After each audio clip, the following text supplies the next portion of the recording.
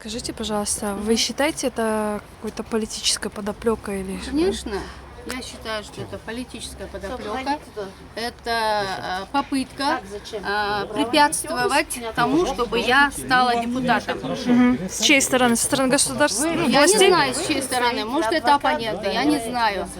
То есть какие у них доказательства, я не знаю.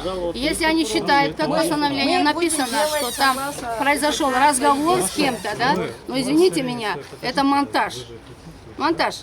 Вы отрицаете, что... Я, конечно, отрицаю. Здесь ничего такого нету, поэтому я считаю, что тут просто попытка, во-первых, дискредитировать меня перед обществом. Уже вы знаете, сколько дней идет очернение меня, да? То, значит, посадили непонятных людей, заставили говорить, и каждый день людей вызывают в РОВД и делают давление, чтобы они признались в тех действиях, которых не было. Сегодня они решили таким образом, значит, давить на меня.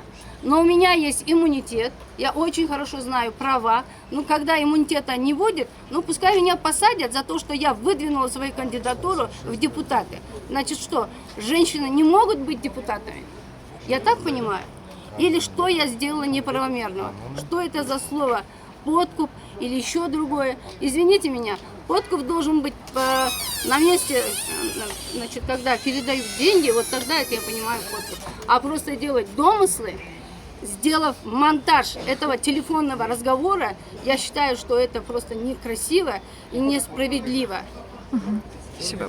Это называется Если вы черный пиар. считаете, что вы нигде не нарушили, то, пожалуйста, откройте. Потому что у меня ключей нет, оказалось. Ну, а где ваши ключи? Ну, знаете, это не мой офис. Ну, офис вашей... Ну, вы знаете, тут у нас очень много сотрудников, которые ходили, приходили, уходили.